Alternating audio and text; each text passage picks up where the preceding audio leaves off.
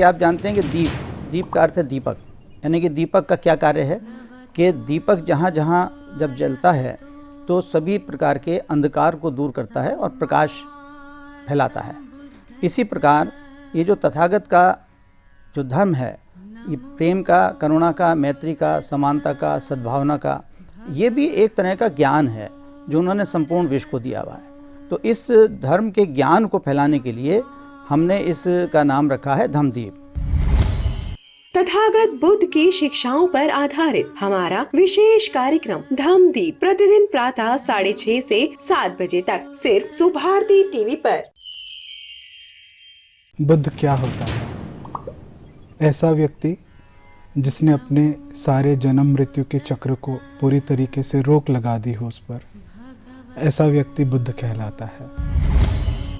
तथागत बुद्ध की शिक्षाओं पर आधारित हमारा विशेष कार्यक्रम धम्मदीप प्रतिदिन प्रातः 6:30 से 7 बजे तक सिर्फ सुभारती टीवी पर।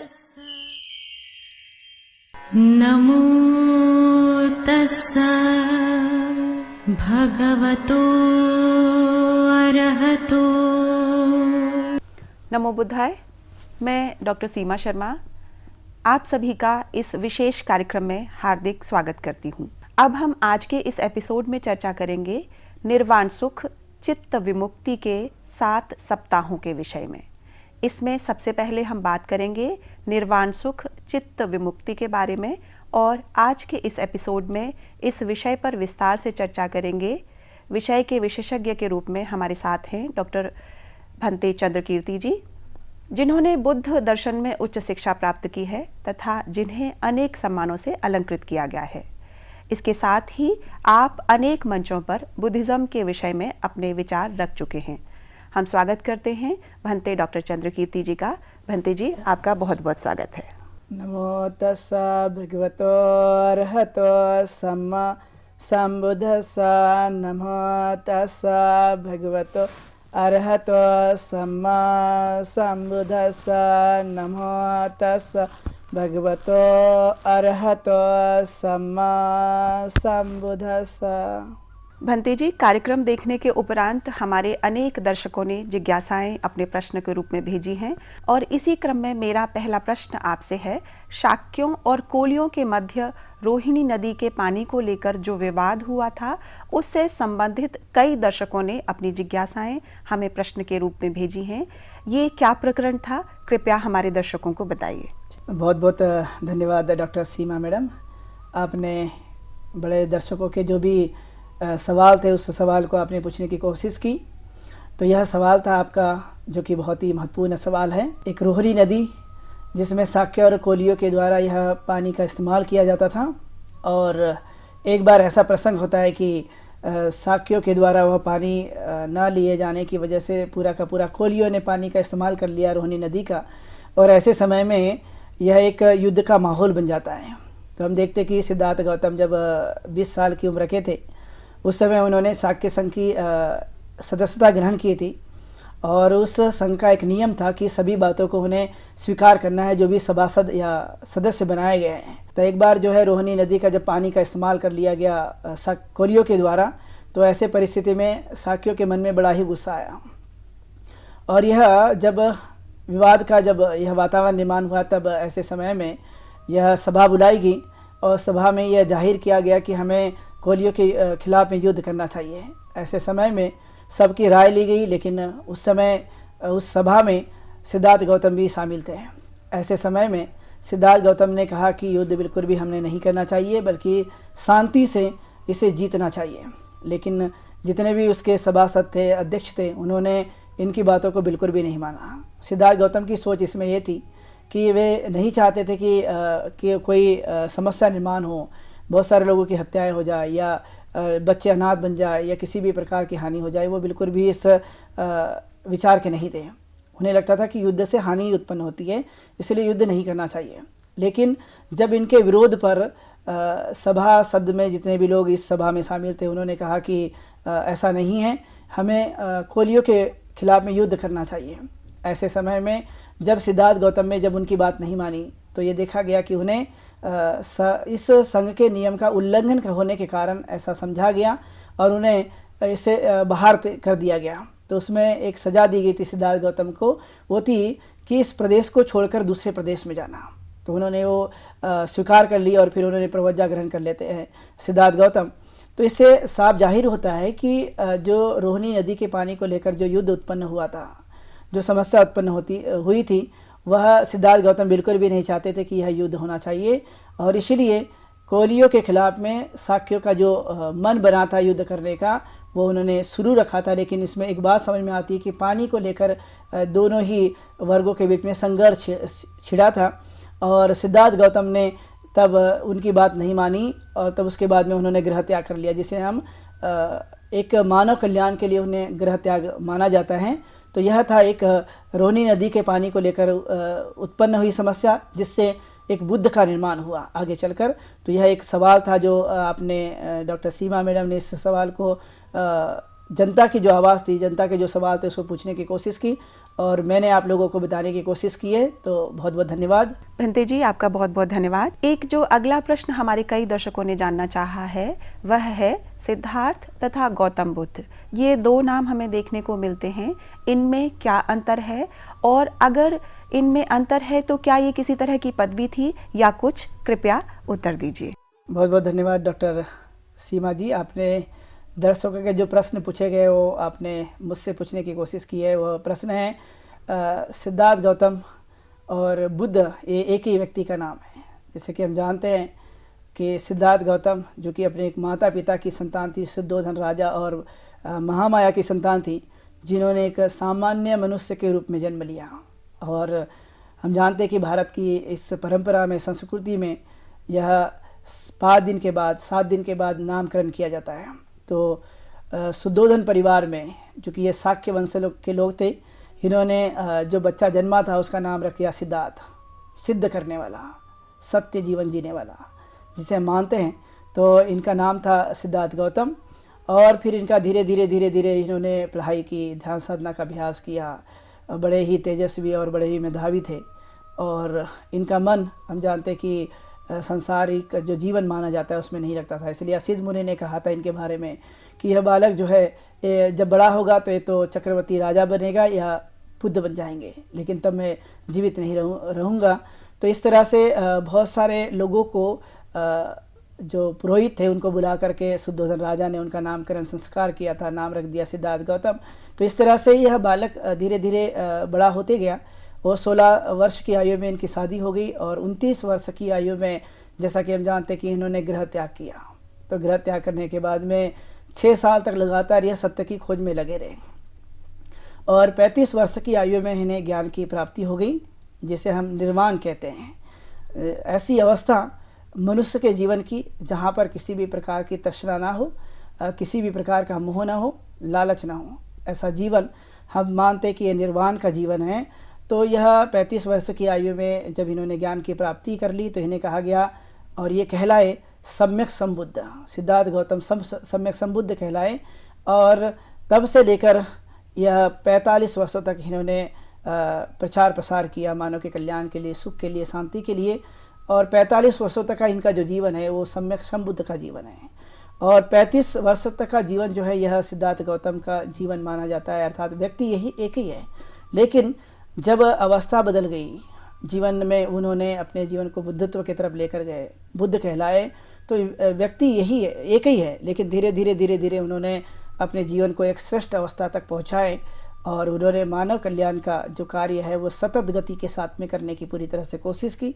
तो एक बालक जो कि साधारण रूप से जन्मे थे, लेकिन उन्होंने जीवन के उस रहस्य को जान लिया जहाँ पर दुख और किन कारणों से सुख निर्माण हो सकता है। तो ये दोनों कारणों को जब जाना उन्होंने, तो वह बुद्धत्व को अवस्था को प्राप्त कर लिए और सतत लगातार जो है उन्होंने जीवन को एक बेहतर जीवन कैसे जिया जा सकता है, इसके लिए उन्होंने पूरी तरह से लोगों का मार्गदर्शन किया। तो हम जान सकते हैं कि सिद्धार्थ गौतम जो शुरुआती दौर पे कहे जाने वाला एक बालक नौजवान था, बाद में वह बुद्ध कहलाए। तो जैसे कि हम देखते हैं कि यह एक ही व्यक्ति का नाम है, लेकिन यह अवस्थाएं अलग अलग है एक व्यक्ति में, और इसलिए यह जीवन हम जानते हैं कि बड़ा श्रेष्ठ कहलाया। 2600 वर्ष पहले इसी भारत भूमि पर, जो कि लुम्बिनी में उनका जन्म हुआ था, और हम देखते हैं कि बुद्धत्व की प्राप्ति उन्हें बोध गया में हो जाती है। तो एक ही बालक जो कि माँ के गर्भ से जन्म लेता है और वह सिद्धार्थ हो जाता है, लेकिन वही व्यक्ति जब वह लगातार ध्यान साधना का अभ्यास करते हैं और फिर वह बुद्धत्व को प्राप्त हो जाते हैं तो बुद्ध गया में बुद्ध का जन्म हो जाता है और सिद्धार्थ का जन्म लुम्बिनी में हो जाता है। तो यह एक ही व्यक्ति है, लेकिन जीवन में जब हम उच्च अवस्था को प्राप्त करते रहते हैं तो स्वाभाविक तौर पर हम देखते हैं कि एक ही मनुष्य में कई सारी अवस्थाएं प्राप्त हो जाती हैं। तो सिद्धार्थ और सम्यक संबुद्ध एक ही व्यक्ति का नाम है। बंदे जी, आपका बहुत बहुत धन्यवाद। आपने दोनों प्रश्नों का उत्तर बहुत अच्छे से दिया, लेकिन इन दोनों प्रश्नों को जानने के उत्तरों को जानने के बाद मेरे मन में एक और जिज्ञासा उत्पन्न हो रही है। क्या शाक्य और कोहलियों का जो रोहिणी नदी को लेकर एक युद्ध है पानी का, उसके बाद गृह त्याग की हम यहाँ पर एक बिंदु आया। दूसरा, जब बुद्ध के बनने की हम बात करते हैं तो वहाँ पर भी यही प्रश्न आता है कि वे गृह त्याग करके जाते हैं। तो क्या ये दोनों गृह त्याग के जब हम बिंदुओं को उठा रहे हैं तो ये एक ही बिंदु है या इनमें कुछ विभिन्नता है? डॉक्टर सीमा जी, बड़ा अच्छा सवाल आपने किया है। मैं इस माध्यम से दर्शकों को ये बताना चाहूँगा कि जब सिद्धार्थ गौतम 29 साल की अवस्था में जब वो गृह त्याग करते हैं तो रोहिणी नदी के पानी को लेकर जो कोहली और शाक्य में जो युद्ध हुआ था, वह अवस्था 29 वर्ष की अवस्था में उन्होंने गृह त्याग किया। और जब हम देखते हैं कि उन्होंने जब प्रवज्जा ग्रहण की थी, गृह त्याग किया था, तो यह एक ही समय की घटना है कि उन्होंने रोहिणी नदी के पानी को लेकर जो युद्ध हो रहा था कोहली और शाक्य के बीच में, तो सिद्धार्थ गौतम ने इसका विरोध किया। इसलिए सिद्धार्थ गौतम को एक सभा की बात ना मानने की वजह से उन्हें गृह त्याग करने के लिए जो अवसर प्राप्त हुआ था, तो वह समय था एक ही जब उम्र थी 29 वर्ष की, तभी यह प्रसंग आया था रोहिणी नदी को लेकर और तब उन्होंने गृह त्याग किया था। चूँकि हम जानते हैं कि जब कोई भी हम लोग जिस भी संस्था के साथ रहते हैं तो सिद्धार्थ गौतम भी ऐसी ही शाक्य संघ के साथ 20 साल की उम्र में उन्होंने सदस्यता ग्रहण कर ली थी और 9 साल तक उन्होंने उस सभासद के साथ में अपना समय भी व्यतीत किया। लेकिन एक ऐसा प्रसंग आ जाता है रोहिणी नदी को लेकर जिसके कारण सिद्धार्थ गौतम को उसका विरोध करना होता है, क्योंकि सिद्धार्थ गौतम के मन में बड़ी ही करुणा होती है, मैत्री होती है और इसलिए उनको लगता था कि युद्ध बिल्कुल भी नहीं होना चाहिए, क्योंकि युद्ध से तो हम जानते हैं कि कितनी सारी हानियाँ होती है। तो उनका मन करुणामयी होने की वजह से उन्होंने उसको त्याग दिया, युद्ध का बिल्कुल भी समर्थन नहीं किया। और इसलिए जो शाक्य संघ था उन्होंने सिद्धार्थ गौतम को कहा कि आप इस प्रदेश को छोड़कर जा सकते हैं। तो फिर सिद्धार्थ गौतम ने एक मन बनाया कि नहीं, मुझे तो जाना है, लेकिन उन्होंने फिर प्रवज्जा ग्रहण कर ली अपने घर के सभी लोगों को बताते हुए। बड़े दुखी हो जाते हैं घर के लोग कि एक नौजवान जो गृह त्याग करना चाहता है, तो उन्हें बड़ा दुख हो रहा था। लेकिन फिर भी जब एक ऐसा प्रसंग आ गया तो फिर उन्होंने कहा कि मैं घर त्याग करना चाहता हूँ। तो हम जानते हैं कि उनको सारथी जो है उनका कंदक, वो उनको छोड़ने के लिए भी जाता है। और उसी कपिल वस्तु में एक भारद्वाज जी का आश्रम होता है, उस आश्रम में जाकर भारद्वाज जी से वो प्रवज्जा ग्रहण कर लेते हैं, जिसे हम संन्यास मानते हैं। तो वह ग्रहण कर लेते हैं और फिर वो अपने सत्य की खोज में वो लगातार बढ़ते रहते हैं। तो हम देखते हैं कि जो समय है गृह त्याग का, चूँकि वो रोहिणी नदी को जो पानी की समस्या को लेकर शाक्य और कोल्य में युद्ध हो रहा था या जो ऐसी घटना हो रही थी जिसके कारण यह प्रसंग आ जाता है, तो रोहिणी नदी के पानी को लेकर जो युद्ध छिड़ा उसके बाद की घटना है गृह त्याग की, और वो फिर हमेशा के लिए गृह त्याग कर देते हैं। तो यह एक बड़ा अच्छा प्रश्न पूछा गया था जिसमें यह जानने की दर्शकों के माध्यम से यह बात आई थी, और ख़ासकर सीमा जी ने जो पूछा था कि क्या यह प्रसंग एक समय का है, तो देखते हैं कि पहली घटना रोहिणी नदी को लेकर होती है और फिर उसके बाद में गृह त्याग की घटना होती है। बहुत बहुत धन्यवाद बंदे जी। तो मुझे लगता है कि ये रोहिणी नदी वाला जो विवाद है यह उनके गृह त्याग में एक कारक का काम करता है। जरूर।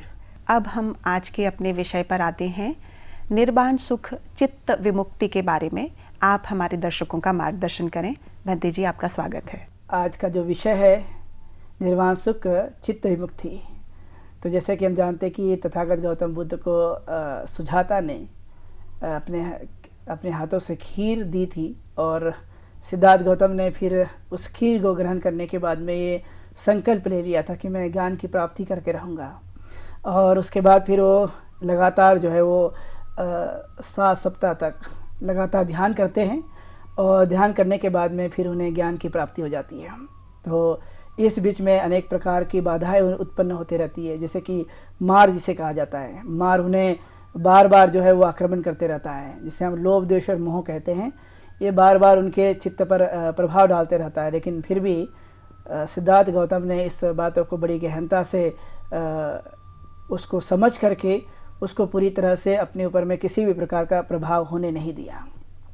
और ऐसे विपरीत परिस्थिति में उन्होंने ज्ञान को प्राप्त कर लिया, जिसे हम निर्वाण भी कहते हैं। निर्वाण का मतलब होता है यह जीवन की एक ऐसी अवस्था जहाँ पर किसी भी प्रकार का दुख नहीं है, अर्थात तृष्णाओं से मुक्त जीवन, जिसे हम निर्वाण कहते हैं।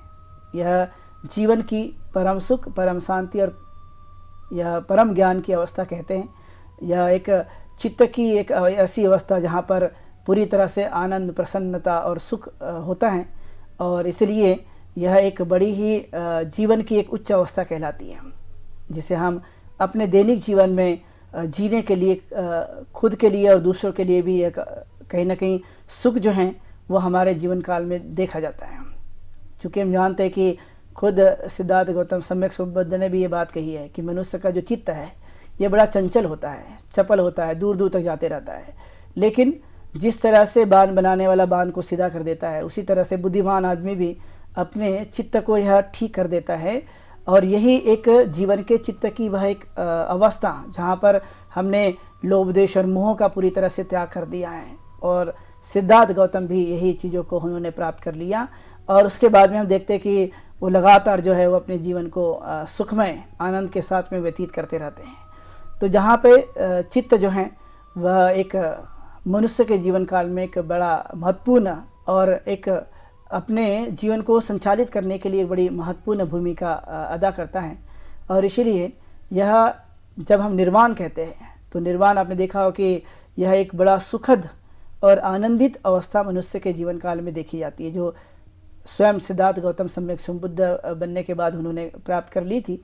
तो हम देखते हैं कि जहाँ पर किसी भी प्रकार की तृष्णा नहीं है, तो तृष्णा 3 तरह की होती है। जैसे हम देखते हैं कि भव तृष्णा है, विभव तृष्णा है, काम तृष्णा है, जो बार बार मनुष्य के जीवन काल में प्रभाव डालते रहती है। तो उन्होंने इसी चीज़ों को समाप्त कर दिया।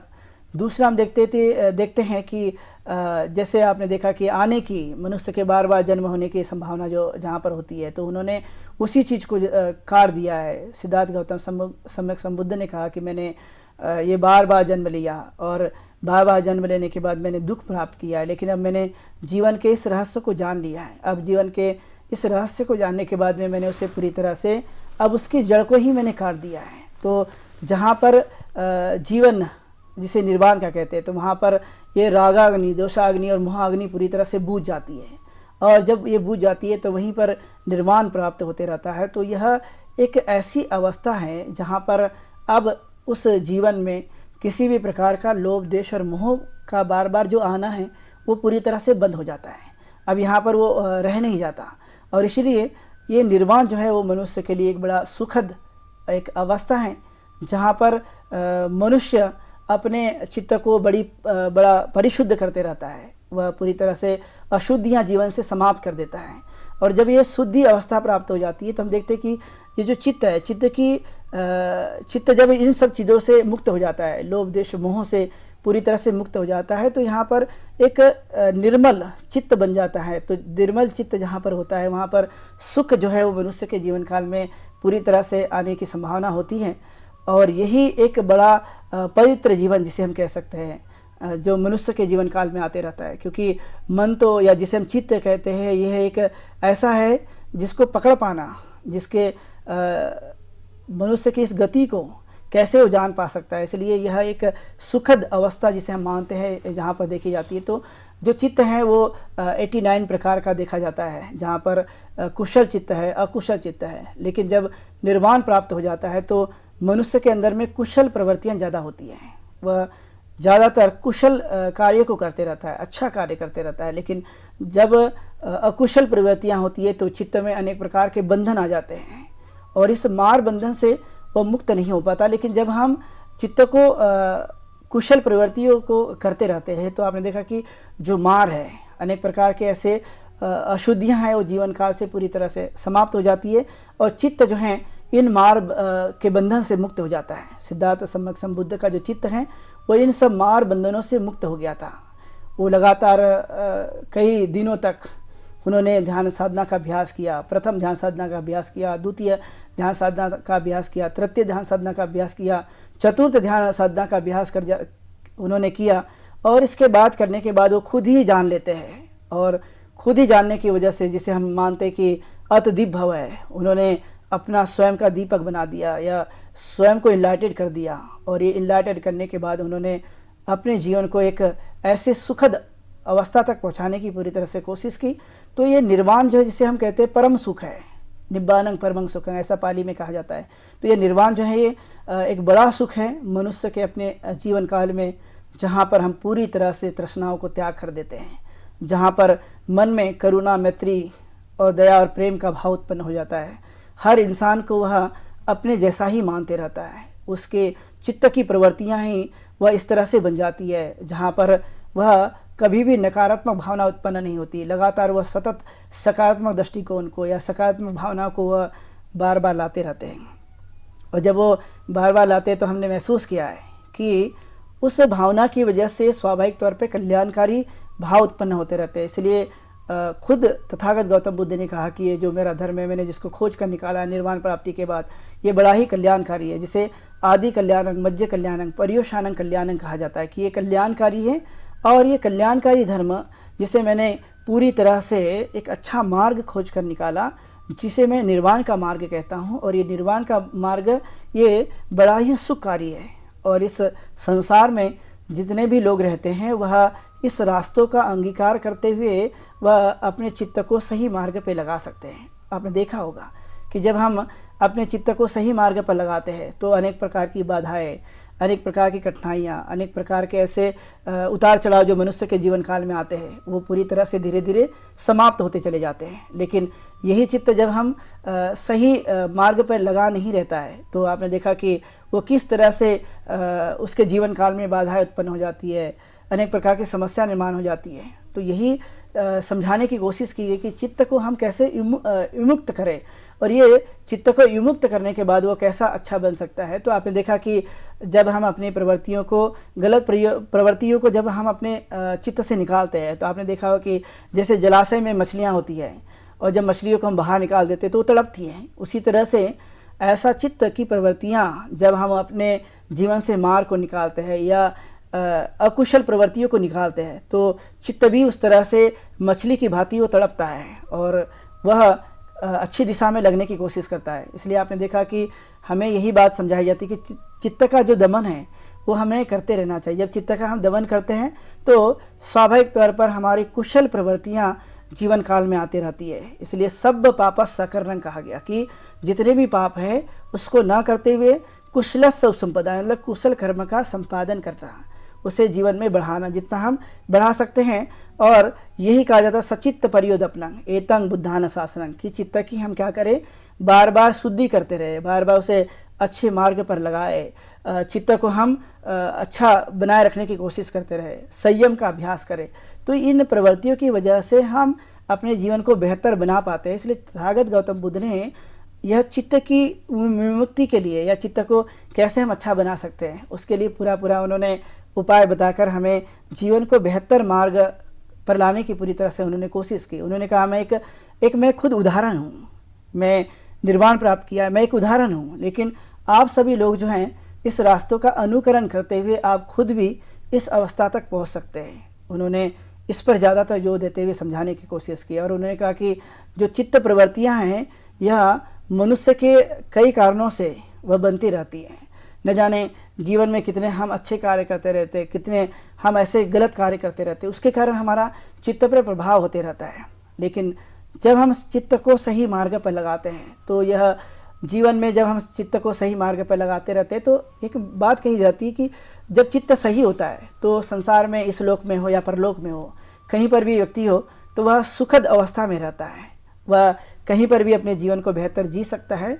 इस तरह से ज़्यादातर हमें बातें बताने की कोशिश की कि जो प्रवृत्तियां हैं जो मनुष्य अपने चित्त में भाव उत्पन्न करते रहता है। आपने देखा कि जो भी हम काम करते हैं वह सब चित्त में यह बातें उत्पन्न होती रहती है, चाहे वह सही हो या गलत हो, अच्छी हो या बुरी हो, वह हितकारी हो या अहितकारी हो, सत्य हो या असत्य, सभी बातें उत्पन्न होती रहती है। लेकिन जब हम अपने जीवन को बेहतर तरीके से जीते रहते हैं तो वह अच्छी बातों का हम बार बार अंगीकार करते रहते हैं, उसे जीवन काल में लेते रहते हैं, बार बार उसको जीवन काल में उतारते रहते हैं। तो यह जब हम अच्छी चीज़ों को अपनाते रहते हैं तो प्रवृत्तियाँ, ये जो व्यवहार है वह भी हमारा अच्छा बनते रहता है। लेकिन जब गलत प्रवृत्तियों को जीवन काल में हम लोग अपनाते रहते हैं तो प्रवृत्तियाँ भी गलत होती रहती है। तो तथागत गौतम बुद्ध ने यही बातें हमें समझाने की कोशिश की है कि जो मैंने प्रयोग किया है, लगातार मेरे जीवन में भी अनेक प्रकार की ऐसी समस्या आती रही है, ऐसी बाधा आती रही है, लेकिन मैंने उन बाधा को पूरी तरह से काटने की कोशिश की अपने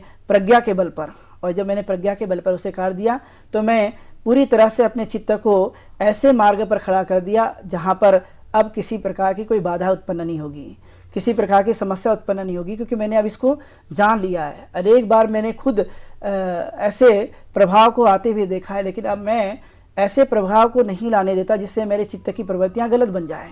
इसलिए उन्होंने कहा कि मैंने अब यह बुद्ध की अवस्था प्राप्त कर ली है, मैंने बुद्धत्व को प्राप्त कर लिया है, और इसलिए अब यह मार्ग मैंने, सुखद मार्ग मैंने अब खोज निकाल दिया है। अब जो भी मनुष्य इस मार्ग का अनुसरण करना चाहता है, जो भी मनुष्य इस पर जीवन को जीना चाहता है, तो वे सभी लोग यह जीवन को जी सकते हैं। सबके लिए मैंने यह खुला द्वार कर दिया है। अब मैंने सबको सुखी होने का मार्ग बता दिया है। जो भी मनुष्य इसे अपनाना चाहता है, जो भी मनुष्य इसे जीवन काल में उतारना चाहता है, तो वे सभी मनुष्य जी सकते हैं, अच्छी तरह से अपने आप को बना सकते हैं। इसलिए हम देखते हैं कि सतत गति के साथ उनके इस निर्वाण के मार्ग को, चित्त विमुक्ति के मार्ग को, जहाँ पर खुद तथागत गौतम बुद्ध ने प्रयोग करते हुए ये समझाने की कोशिश की है, यह चित्त की प्रवृत्तियों को बताने की कोशिश की है।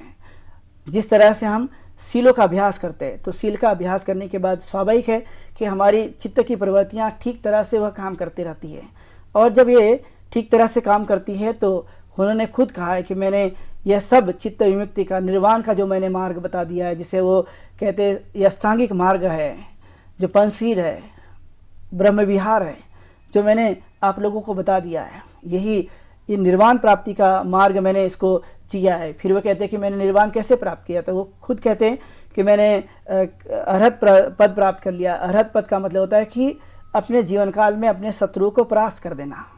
अब शत्रु कौन से हैं, तो हम देखते हैं कि शत्रु है जैसे कि लोभ है, द्वेष है, क्रोध है, ईर्ष्या है, लालच है, ये सभी प्रकार के हमारे स्वयं के शत्रु हैं। मैंने इनको पूरी तरह से अपने जीवन काल से समाप्त कर दिया है। जब मैंने इसे अपने जीवन काल से समाप्त कर दिया तो अब यहाँ पर अब ये शत्रु मेरे पास बचे नहीं, इसलिए मैंने अरहत सम्यक संबुद्ध बना, मैं प्रज्ञा को प्राप्त किया, और मैंने सबके कल्याण के लिए मार्ग खुद ही खोज निकाला, मैं खुद ही इसको प्राप्त किया है। इसलिए यह एक बड़ा अच्छा रास्ता है, बड़ा कल्याणकारी सुखद रास्ता है। मैंने इस सुख के मार्ग को पूरी तरह से जीने की कोशिश की है, और इसलिए मैं सतत गति के साथ अपने उस चित्त को संभाल कर रखता हूँ, क्योंकि जब चित्त संभला नहीं जाता है, असंयमित बन जाता है, तो आपने देखा कि नाना प्रकार के कष्ट जीवन काल में होते हुए दिखाई देते हैं, नाना प्रकार के दुख जो है वो हमारे जीवन काल में दिखाई देते हैं, नाना प्रकार की ऐसी समस्या जो है वो हमारे जीवन काल में देखी जाती है। लेकिन जब हम चित्त को ठीक तरह से बना लेते हैं तो फिर दुख जो है वो पूरी तरह से समाप्त हो जाता है। तो खुद बुद्ध कहते हैं कि मैंने जब निर्वाण प्राप्त कर दिया, तो निर्वाण का मतलब है, जिसे हम निर्वाण सुख कहते हैं, उसका मतलब है दुखों का अंत कर दिया है। जहाँ सुख है वहाँ दुख रहने की संभावना नहीं है। तो उन्होंने कहा कि मैंने सारे दुखों का नष्ट कर दिया है, यानी निर्वाण, यानी पूरी तरह से तृष्णाओं का त्याग कर दिया है, और इसीलिए मैं इस सुखद अवस्था को मैं ठीक तरह से जान पाया हूँ, समझ पाया हूँ, और निर्वाण से बड़ा संसार में इसका कोई सुख नहीं है। मैंने खुद इसको समझने की कोशिश की है। वो खुद कहते हैं कि जहाँ पर अनेक प्रकार के लोभ, द्वेष और मोह हो जाता है, तो स्वाभाविक तौर पर इस प्रभाव होने की वजह से दुख जीवन जो है वो बना रहता है। लेकिन जब इसे हम ऊपर उठा लेते हैं तो स्वाभाविक है कि वह दुख समाप्त हो जाता है। जैसे आपने देखा होगा कि नाव यदि खाली है तो पानी के ऊपर में तैरती है, लेकिन वही नाव जिसमें पानी आ जाता है तो आपने देखा कि पानी के ऊपर में तैरना बड़ा मुश्किल है। तो उसी तरह से वह कहते हैं कि मैंने इस संसार में रहते हुए जब मैंने निर्वाण प्राप्त किया तो मैंने उन सभी चीज़ों को अपने जीवन काल से हटा दिया है। जिस तरह से नाव में पानी खाली कर दिया गया है, अब वो उसमें किसी भी प्रकार का ऐसा छेद नहीं है, किसी भी प्रकार की ऐसी चीज़ें नहीं है। मैंने पूरी तरह से उसे जीवन में अपना लिया है। तो यह एक सुखद अवस्था जिसे हम निर्वाण सुख कहते हैं और चित्त विमुक्ति की अवस्था कहते हैं, जहाँ पर चित्त को मैंने ठीक तरह से बना लिया, जहाँ पर पूरी तरह से शुद्धि है, चित्त पूरी तरह से निर्मल है, मैंने इसे अब जान लिया है। इसलिए आप सब लोगों को बताते हुए बड़ा हर्ष हो रहा है कि जो निर्वाण है यह एक बड़ी सुख की अवस्था है और सब लोग इसका अनुभव प्राप्त कर सकते हैं। जब हम इस मार्ग को जीते रहेंगे तो स्वाभाविक तौर पर यह हमारा खुद का जीवन वह श्रेष्ठ बनते रहेगा, सुखी बनते रहेगा और हम दुखों से पूरी तरह से समाप्त हो जाएंगे। तो यह एक बड़ा अच्छा विषय लिया गया था दर्शकों के लिए और आप सब लोगों ने मुझे सुना है, तो मैं सबके प्रति ढेर सारी मंगल कामना करता हूँ। बहुत बहुत धन्यवाद। भंते जी, आपका बहुत बहुत आभार, आपने इतनी ज्ञानवर्धक जानकारी हमारे दर्शकों को प्रदान की। अब आज के कार्यक्रम में इतना ही। समय हो चुका है आपसे इस कार्यक्रम में विदा लेने का, लेकिन उससे पहले आपको बताते चलें कि आपके मन में किसी तरह के प्रश्न हो या कोई जिज्ञासाएं हो तो आप इस कार्यक्रम में पूछ सकते हैं। और प्रश्न पूछने के लिए आप व्हाट्सएप नंबर 9639010109 पर अपना प्रश्न भेज सकते हैं या हमारी ईमेल आईडी subharatibuddha@gmail.com पर भी अपना प्रश्न पूछ सकते हैं। तो मैं आशा करती हूँ आप अपनी जिज्ञासाओं को दबाएंगे नहीं और हमारे इस कार्यक्रम का हिस्सा बनकर अपनी प्रश्नों का और जिज्ञासाओं का निवारण करेंगे। तब तक मैं डॉक्टर सीमा भंते चंद्रकीर्ति जी के साथ आपसे विदा लेती हूँ। कल इसी समय आपके सामने फिर उपस्थित होंगे। नमो बुद्धाय। नमो बुद्धाय। नमो तस्सा भगवतो अरहतो